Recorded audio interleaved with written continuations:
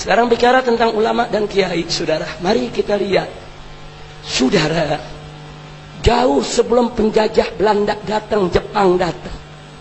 Jauh sebelum Indonesia lahir. Jauh sebelum NKRI ada. Jauh sebelum Pancasila dikenal orang. Jauh, saudara, sebelum Bhinneka Tunggal itu dikenal orang.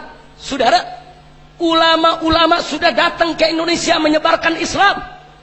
Bagaimana kerajaan Singosari, kerajaan Majapahit, saudara, semua berubah menjadi kerajaan-kerajaan Islam.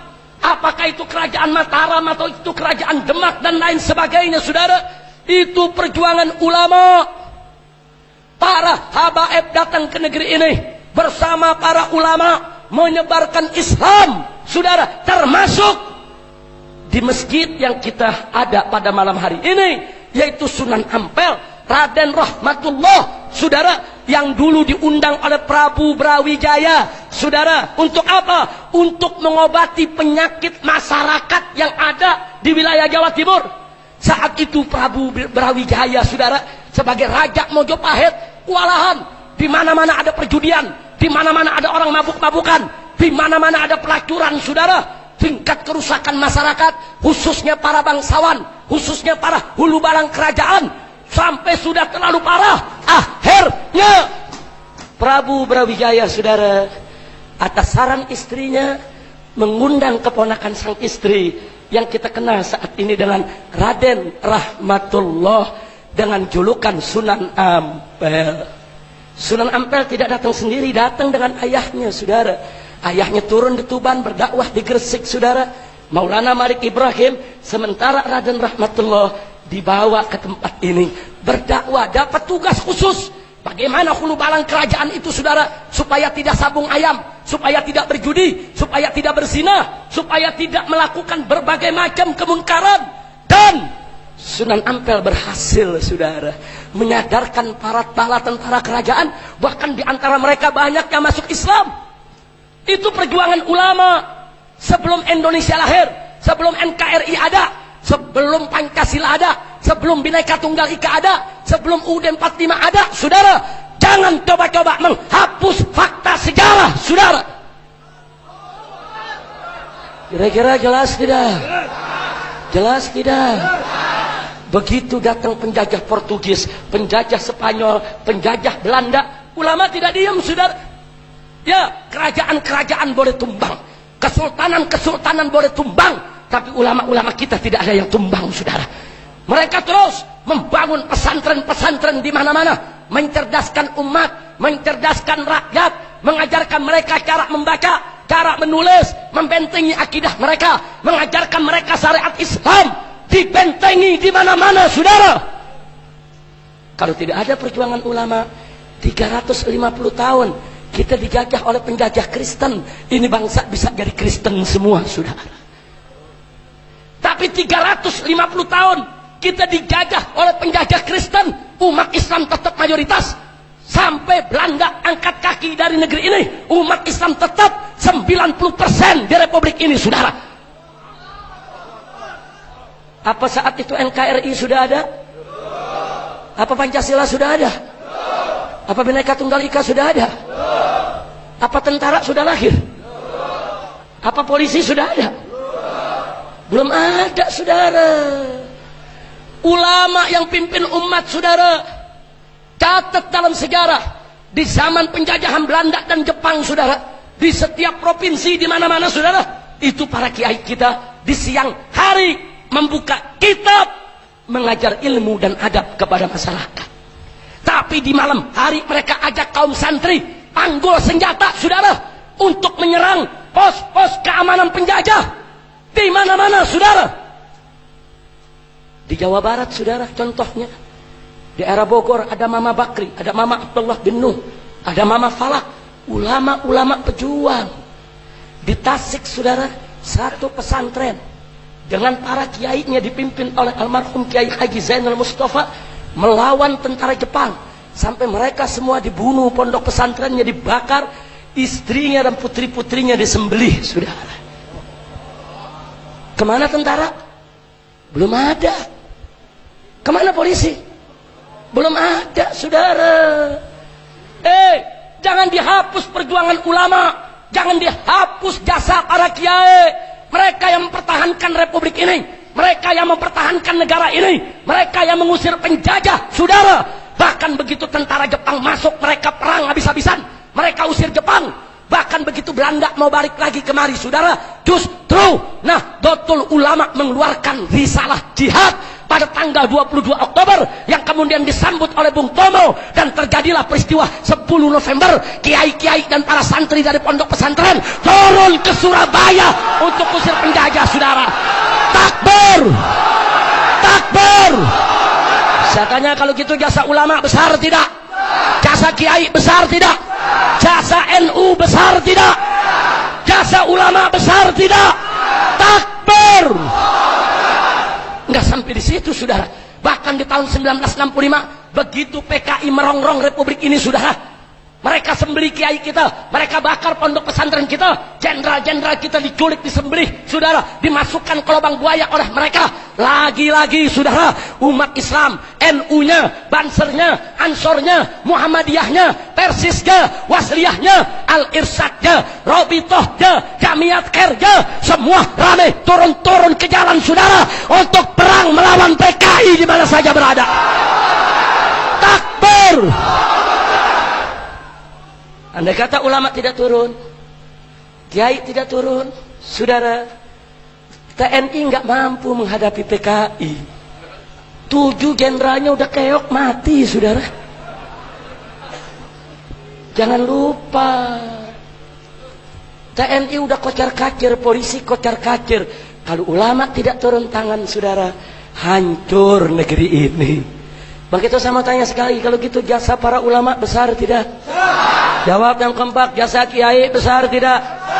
Jasa santri besar tidak?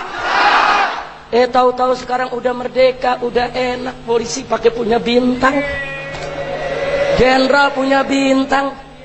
Tahu-tahu sekarang ulama dikriminalisasi. Tahu-tahu ulama dimakarisasi. Tahu-tahu ulama disebut anti NKRI. Lu belajar NKRI dari mana, tong? Kalau nggak ada ulama, nggak mungkin dia kenal NKRI, betul? Betul. Saudara, tolong catat, itu kata NKRI, itu perjuangan ulama, itu perjuangan Masyumi, saudara. Perjuangan Masyumi pada saat negeri kita menjadi RIS, Republik Indonesia Serikat. NU-nya, Muhammadiyahnya gabung di Masyumi, saudara. Kemudian sama-sama mereka berjuang di konstituante, saudara. Di parlemen, akhirnya diajukan oleh Pak Nasir, saudara, yang ketika itu terkenal Bapak Muhammad Nasir, saudara. Beliau ajukan mosi integral, akhirnya diterima oleh seluruh anggota parlemen. Mulai saat itu Republik Indonesia Serikat bubar dan berganti menjadi Negara Kesatuan Republik Indonesia, NKRI. Berarti jasa siapa? Jasa siapa? Jasa siapa? Dulu kita nggak ada tentara, nggak ada polisi. Dulu adanya Laskar Hizbullah, laskar, saudara, laskar Islam yang ada, saudara. NU punya laskarnya, ada Ansornya, ada Bansernya, saudara. Muhammadiyah juga punya laskarnya. Mereka bergabung menjadi Laskar Hizbullah. Kemudian laskar-laskar ini digabung menjadi TKR, saudara, Tentara Keamanan Rakyat. Kemudian berubah lagi menjadi TRI, Tentara Rakyat Indonesia. Dan sekarang berubah menjadi TNI, Tentara Nasional Indonesia. Siapa yang bangun? Yang bangun seorang ustadz dari Madrasah Ibtidaiyah di Yogyakarta, namanya Sudirman. Subhanallah, ternyata Jenderal Sudirman itu siapa? Ustadz. Ustadz ibtidaiyahnya aja bisa bikin tentara, apalagi kiai, ya saudara. Kira-kira jelas tidak? Jadi tentara polisi jangan kurang ajar sama kiai, kualat. Betul? Kira-kira jelas tidak? Tentara dan polisi harus bersama habaib, harus bersama ulama, harus bersama kiai. menjaga NKRI, menjaga Pancasila, menjaga UUD 45, menggandang kebangkitan PKI, dan hancurkan saudara siapa saja yang ingin menghancurkan Indonesia. Betul? Takbir. Maka itu saya tanya sekali lagi, kalau gitu jasa ulama besar tidak? Besar tidak? Besar tidak? Jadi kalau saat ini ulama dibilang anti NKRI, kurang ajar tidak? Ulama dibilang anti Pancasila, kurang ajar tidak? Ulama dibilang anti Bhinneka Tunggal Ika, kurang ajar tidak? Mana tuh orangnya? Kira-kira jelas gak? Ini kira-kira yang saya sampaikan malam ini jelas gak? Paham semua? Yang udah paham boleh pulang. Udah malam. Paham belum? Belum, gagal paham ente. Masya Allah, mudah-mudahan semua paham. Saya sengaja saudara, saya sampaikan ini. Saya nggak terima kalau ulama dimarginalkan. Saya tidak terima kalau kiai dimarginalkan, saudara. 10 tahun terakhir ini, saudara, sakit hati kita, saudara. Ulama dihina-hina, ulama dicela-cela oleh kaum liberal, oleh kaum sekuler. Ulama dibilang ketinggalan zaman, ulama dibilang saudara ortodok, ulama dibilang konservatif, selalu dihina, selalu dilecehkan, saudara. Bahkan, saudara, mereka sebarkan isu dan fitnah. Apa mereka bilang? Umat Islam sudah tidak tunduk kepada ulama. Ulama sekarang sudah tidak dihormati oleh umat Islam.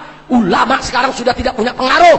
Ulama sekarang ini, saudara, udah nggak dihargai oleh umat Islam. Dan berapa banyak umat Islam yang terpengaruh dengan fitnah semacam itu, saudara? Betul?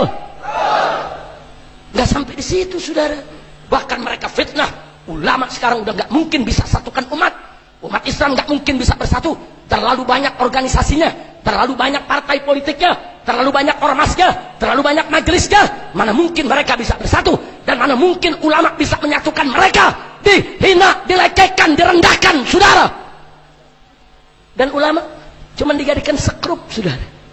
Kalau ada ribut-ribut, ulama dipanggil, disuruh jadi belangwer, saudara. Suruh padamkan itu api kebakaran, saudara. Betul? Betul? Betul? Tapi alhamdulillah, dengan aksi 212 ada pertolongan Allah. Maka itu tadi, saudara, kalau kita bersatu, Allah tolong kita. Yang kita nggak bisa kerjain, Allah yang selesaikan, saudara. Mari kita lihat. Begitu di mana-mana sudah mengatakan nggak mungkin umat Islam bisa bersatu, nggak mungkin umat Islam ini, saudara, begitu banyak kelompoknya, mustahil bersatu.